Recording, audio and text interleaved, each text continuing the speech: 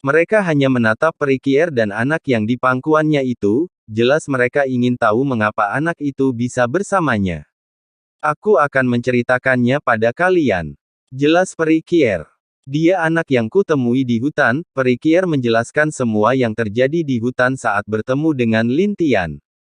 Setelah mendengar penjelasan Perikier, para tetua dan master sekte pun terdiam dan ini bahkan membuat mereka merenung mendengar kisahnya. Seorang anak yang hidup di dalam hutan, bahkan anak ini belum berumur 5 tahun, betapa anehnya, dan lagi dia dirawat oleh seekor harimau iblis, yang mungkin harimau itu juga berada pada tingkat abadi yang bisa membuat arai tersebut. Dan walaupun dia sudah tiada, masih bisa memasang arai itu dan membuat anak ini selamat dalam beberapa tahun, itu sungguh mengejutkan. Kakak, dan saudari sekalian, aku ingin merawat Lin Tian di sini, ucap Perikier. Pernyataan Perikier menyebabkan semua yang di aula terkejut bukan main. Master Sekte pun juga begitu. Kier ini, dengan kebingungan Master Sekte berbicara. Kier, ini kita tak bisa mematahkan apa yang telah ditetapkan Sekte kita, Elder Agung berbicara. Kier tahu saudari, tapi bukankah itu karena masalah itu? Bukankah dulu kita juga bagian dari itu, kata Perikier. Kier, jangan membahas masalah itu. Elder ketiga berbicara menghentikan Perikier berbicara. Di aula semua orang bingung, dan merasa aneh, setelah menyebutkan masalah itu, mereka merasa sedih dan juga merasa kehilangan. Dalam hening ini, tidak ada yang berbicara, mereka hanya diam dan juga jatuh pada pemikiran masing-masing. Setelah beberapa saat, Lin Tian yang sedari tadi diam dan tidak mengerti, berbicara dengan suaranya. Apakah Bibi membenci Lin? Dengan polos bertanya, yang menyebabkan mereka semua terbangun dari lamunan mereka. Melihat laki-laki kecil dengan mata yang besar dan wajah yang polos menyebabkan hati mereka tergerak. Apakah Bibi membenci Lin? Apakah karena sikap Lin tidak baik? Lin kan jadi anak baik dan berbakti pada ibu dan bibi, Lin Tian bicara dengan polos. Ini menyebabkan mereka melunak, bahkan Master Sekte yang sedingin es, dikatakan paling kuat di antara mereka, membuat hatinya luluh. Tidak nak, bibi tidak membencimu, siapa bilang kami membencimu? Dengan tersenyum, Master Sekte berbicara kepadanya. Mereka semua terkejut melihat itu. Master Sekte yang selalu dingin dan tak tersentuh, bisa berbicara seperti itu. Itu wajar di depan anak yang polos yang tidak tahu apa-apa ini, hati mereka itu juga tersentuh. Anak yang hidup di hutan sendirian tanpa ada kasih sayang, betapa mengerikan. Itu, Aner ingin digendong Bibi, sambil mengulurkan tangannya pada Master Sekte. Dengan wajah polosnya, ini menyebabkan semua orang di sana, termasuk Perikier merasa heran dan aneh, bahkan Master Sekte yang sedang duduk di sana pun merasa kaget dan hatinya bergetar. Aula itu kembali diam dan mereka memperhatikan Master Sekte dalam diam. Setelah beberapa saat, Master Sekte berdiri dan berjalan dari kursinya ke bawah, sambil tersenyum. Kesini nak, Bibi akan menggendongmu, ucap Master Sekte sambil tersenyum. Tapi Perikier merasa aneh dan masih menatap kakaknya itu. Setaunya, kakaknya adalah perempuan yang dingin. Bahkan dia tidak pernah tertarik pada laki-laki sekalipun, selama dia mengenalnya. Terakhir kali dulu waktu masih murid, kakak pernah melemparkan seorang laki-laki yang mengikutinya dan memukul Nfa sampai babak belur. Melihat Perikier yang diam dan bahkan tidak bergerak itu, Master Sekte pun berbicara. Apa kamu pikir aku akan melukai anak kecil ini? Aku juga mempunyai hati. Sedingin-dingin dan juga sekejamnya seseorang, pasti memiliki hati. Ucap Master Sekte. Perikier mengangguk dan memberikan Lin Tian yang digendongnya ke Master Sekte itu. Lin Tian yang digendong Master Sekte pun berbicara dengan polos. Bibi sangat cantik, ucap Lin Tian. Benarkah? Master Sekte tersenyum dengan perkataan Lin Tian. Lin Tian mengangguk, lalu Master Sekte mencubit kecil pipi Lin Tian, yang membuat yang terakhir mengeluh. Bibi, jangan cubit pipiku, itu sakit, keluh Lin Tian. Mendengar keluhan anak di pangkuannya itu, membuat semua orang di sana tertawa. Entah kenapa di saat itu mereka merasakan sesuatu yang membuat mereka merasakan sesuatu yang berbeda. Ayo, Bibi suka mencubit pipimu, pipimu terasa sangat imut, sambil tertawa dia berbicara. Lin Tian hanya bisa mengeluh. Kakak dan saudari, apa boleh mengizinkan aku merawatnya? Setelah mendengarkan Peri Kier berbicara, aula kembali diam, mereka merasa juga berpikir dengan imajinasi masing-masing. Beberapa saat, Master Sekte juga jatuh dalam pemikiran sendiri dan merenung.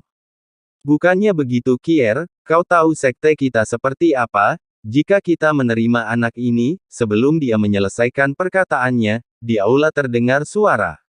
Biarkan Kier merawatnya, anggap dia anggota keluarga kita sendiri, setelah apa yang diberikan oleh orang itu ke kita di goa, kita juga sudah menerimanya, dan juga peraturan itu mati sedangkan orang itu hidup, kita juga jangan terpaku pada peraturan yang ada, biarkan takdir berjalan dan berbicara, ucap suara itu.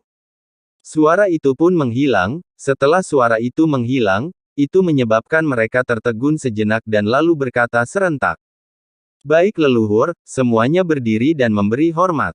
Setelah itu Master Sekte melihat ke Peri Kier dan lalu ke Lin Tian lagi. Leluhur sudah mengizinkannya, dia akan menjadi keponakan kita mulai sekarang, dan Kier, kau akan menjadi ibunya, rawatlah dia, ucap Master Sekte. Baik kakak, Kier membalas dengan gembira dan hatinya senang mendengarnya.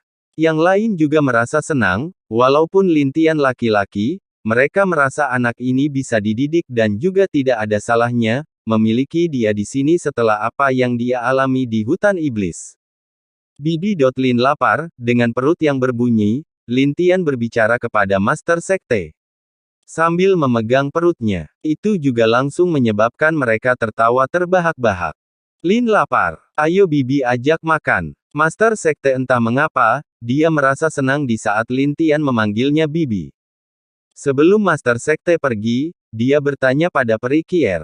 Kier, harta yang ada di sana semuanya berikan kepada tetua yang bertugas menjaga rumah harta kita, lalu aku akan membawa Aner pergi makan sebentar, nanti kamu ikut denganku, dan juga kamu Zuer ikut juga, ucap Master Sekte melihat mereka berdua.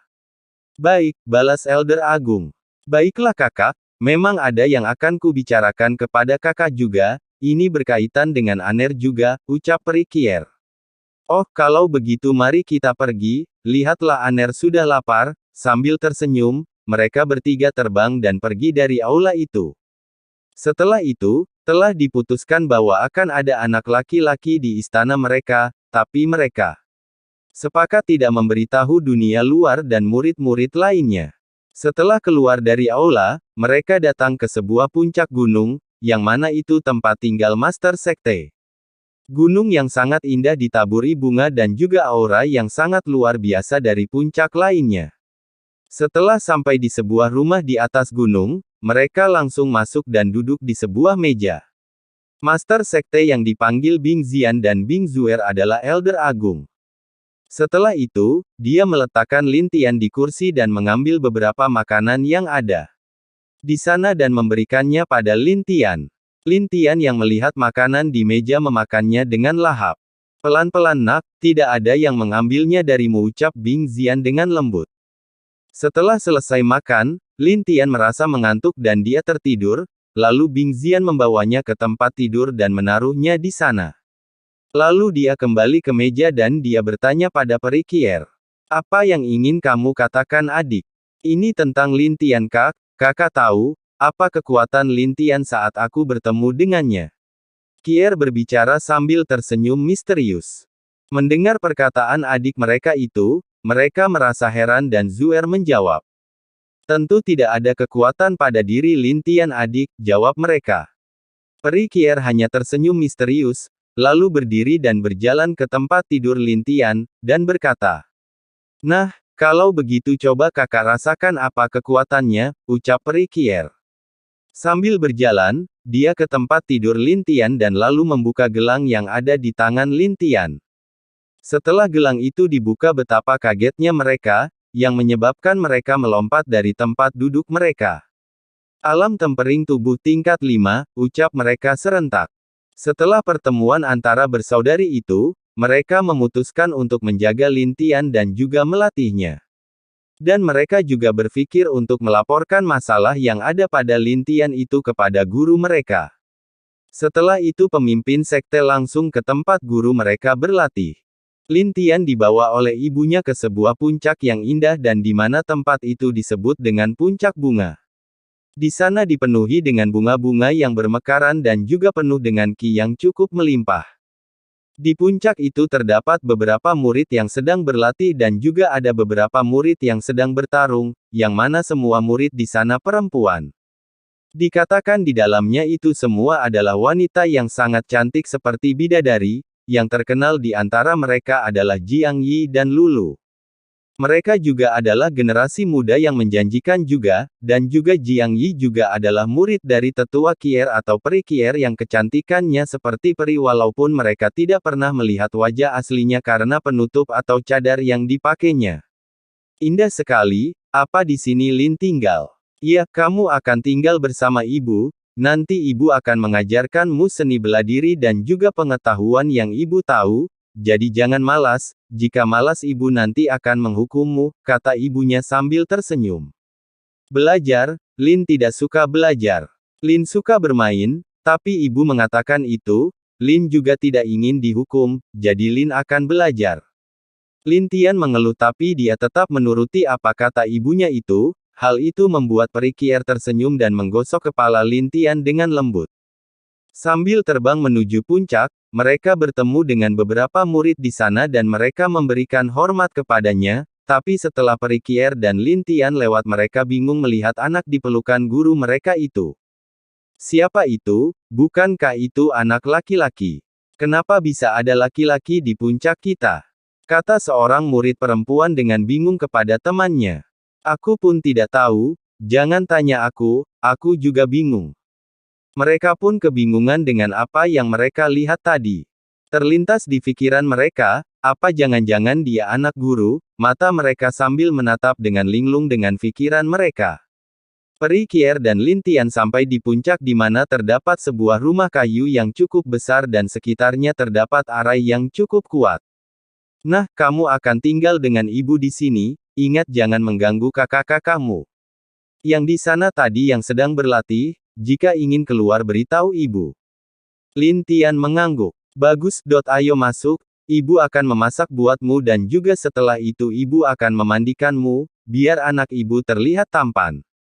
Iya bu, balas Lin Tian. Mereka masuk ke rumah, setelah itu dia memandikan Lin Tian dan memberi makan Lin Tian.